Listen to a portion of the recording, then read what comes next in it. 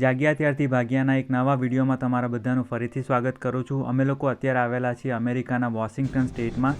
Mount Rainier national પાર્કમાં જતાં પહેલાં અમે લોકોએ સૌથી પહેલાં શરૂઆત કરી હતી દિવસની માઉન્ટ રેનિયર સિનિક રેલ રોડ પરથી.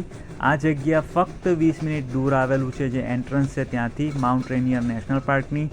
અને આ જગ્યાએ હું ખાસ રેકમેન્ડ તમને કરીશ જવાનું જો તમે આ નેશનલ પાર્કમાં આવતા હો તો.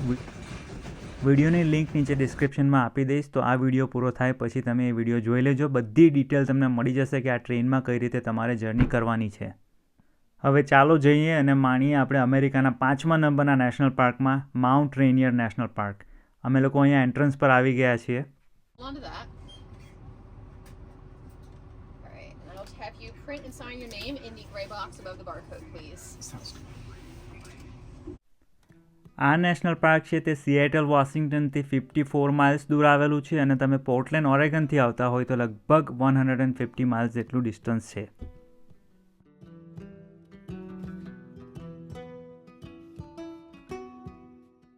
માઉન્ટ રેનિયર નેશનલ પાર્કનું પહેલું જે ડેસ્ટિનેશન છે આપણે કરવાના છે નારડા ફોલ્સ.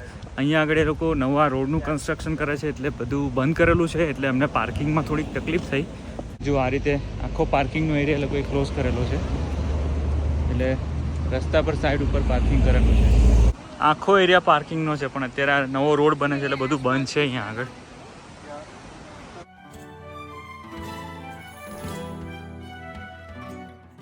ફોલ્સને જોવા માટે તો જઈ રહ્યા છે, પણ અહીંયા રસ્તો થોડો કાચો છે એટલે અને ભીનો પણ છે, એટલે બહુ ધ્યાન રાખવું પડે તેવું છે.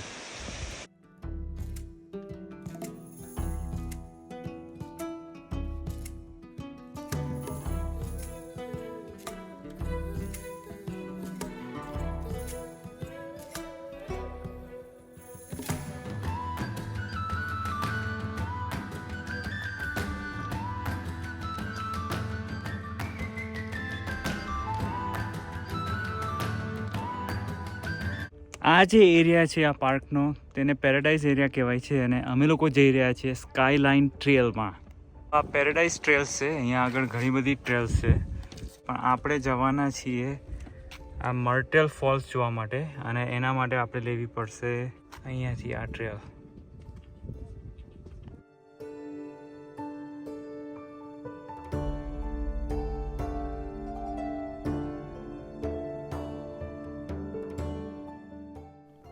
આ નેશનલ પાર્ક ટોટલ 380 સ્ક્વેર માઇલ્સમાં ફેલાયેલો છે.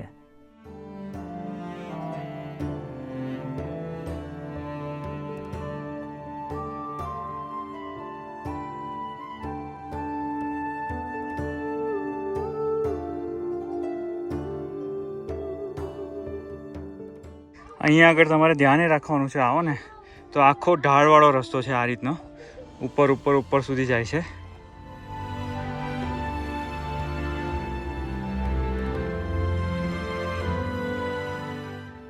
આ નેશનલ પાર્કમાં તમે આવશો તો તમને 12 મહિના આ જે સ્નો દેખાઈ રહ્યો છે માઉન્ટેન પર, તે 12 મહિના તમને આ સ્નો જોવા મળશે.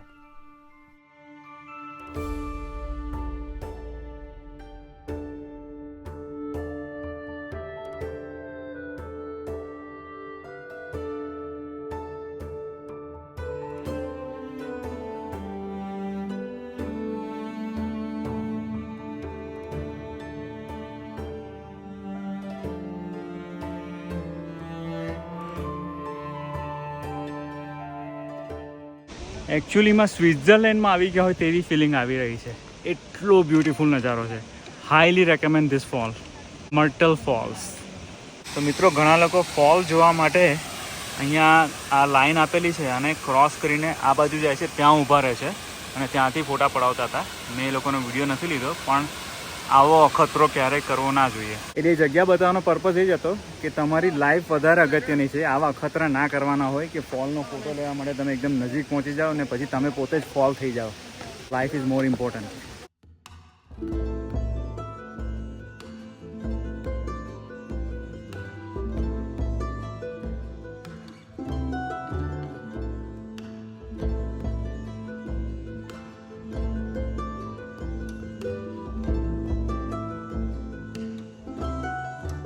જો તમને ઘૂંટણમાં દુખાવો થતો હોય અથવા ચાલવામાં થોડી પણ તકલીફ હોય તો તમને આ ટ્રેલ કરવી થોડી અઘરી પડી શકે છે.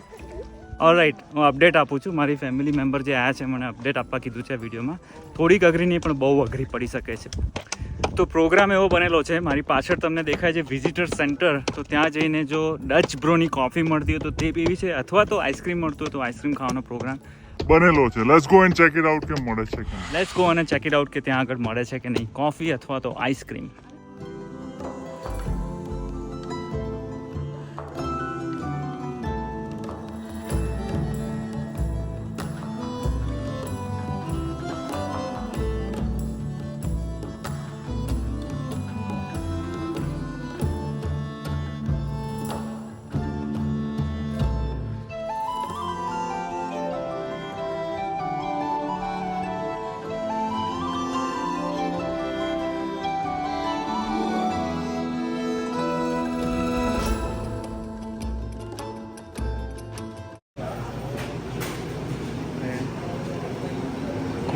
कुकीज़ है,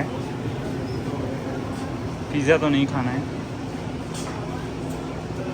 आइसक्रीम इन लोगों को खाना है तो यहाँ पे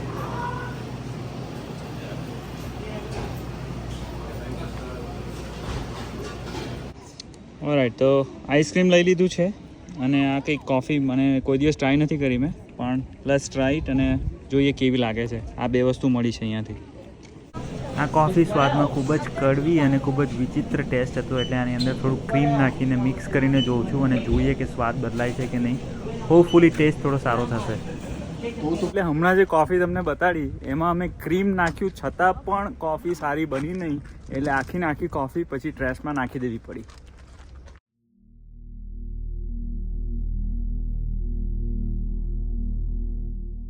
તો અહીંયા આગળ આ પાર્કિંગ કરી છે ને કાર્સ, આ બધી ખોટી પાર્કિંગ કરેલી છે અને બધાને ટિકિટ મળવાની છે. અહીંયા આગળ પાર્કિંગની જગ્યા જ નથી, બહુ રેરલી પાર્કિંગ મળે છે. એનો મતલબ એવો નથી કે તમે ખોટી જગ્યાએ પાર્ક કરી દો. કદાચ થોડુંક દૂર કરવું પડે અથવા તો તમારે થોડુંક વધારે ચલાવવું પડે, પણ સાચી જગ્યાએ પાર્કિંગ કરવું ખૂબ જ અગત્યનું છે. આ નેશનલ પાર્કમાં આવવા માટે બેસ્ટ અને બિઝીએસ્ટ ટાઈમ છે તે છે સમરનો ટાઈમ. તો આ છે માઉન્ટ રેનિયર નેશનલ પાર્કનું one of the best attraction. એનું નામ છે રિફ્લેક્શન લેક્સ.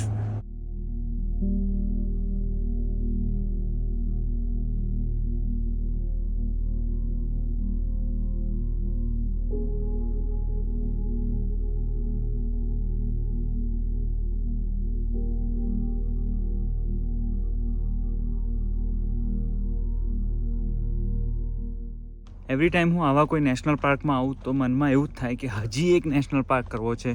ઈચ્છા તો એવી છે કે અમેરિકામાં જેટલા પણ નેશનલ પાર્ક છે બધા જોઈ લઉં. આઈ હોપ કે જલ્દીથી બીજા નેક્સ્ટ નેશનલ પાર્કમાં મને જવાનો મોકો મળશે. મિત્રો, આગળ પણ એક વિડીયોમાં મેં કીધેલું, આ પાછું રિપીટ કરું છું કે રિયલ અમેરિકા જે છે, રિયલ બ્યુટી ઓફ અમેરિકા છે તેના નેશનલ પાર્કમાં રહેલી છે. ફક્ત New York, Chicago, Atlanta, Boston, Los Angeles એવા મોટા મોટા મેટ્રો સિટીઝમાં જ અમેરિકા નથી વસેલું, પણ અમેરિકાનું હાર્ટ છે તેના નેશનલ પાર્ક્સમાં વસેલું છે. અત્યાર સુધીમાં હું અમેરિકાના 4 થી 5 નેશનલ પાર્કમાં જઈ આવ્યો છું. એકેડિયા નેશનલ પાર્ક છે, સ્મોકી માઉન્ટેન નેશનલ પાર્ક છે, રોકી માઉન્ટેન નેશનલ પાર્ક છે, યેલોસ્ટોન નેશનલ પાર્ક છે અને આ છે માઉન્ટ રેનર્સ નેશનલ પાર્ક. અને બીજા પણ 1-2 હશે, કદાચ મને યાદ નથી આવતા. તમે અમેરિકામાં કયા નેશનલ પાર્ક્સમાં ફરેલા છો કોમેન્ટ સેક્શનમાં જઈને જરૂરથી લખજો. અને એક પણ નેશનલ પાર્ક જો તમે ના જોયો હોય તો કયા નેશનલ પાર્કમાં તમે સૌથી પહેલાં જવા માંગો છો તે કોમેન્ટ સેક્શનમાં જરૂરથી લખજો. તો આજનો વિડીયો હું અહીંયા જ પૂરો કરું છું. આઈ હોપ કે તમને આ માઉન્ટ રેનિયર નેશનલ પાર્ક ગમ્યો હશે. વિડીયો ગમ્યો હોય તો વિડીયોને લાઈક ચોક્કસ કરજો મિત્રો. મળીશું પાછા આપણે એક નવા વિડીયોમાં. ત્યાં સુધી તમે લોકો કરો જલસા.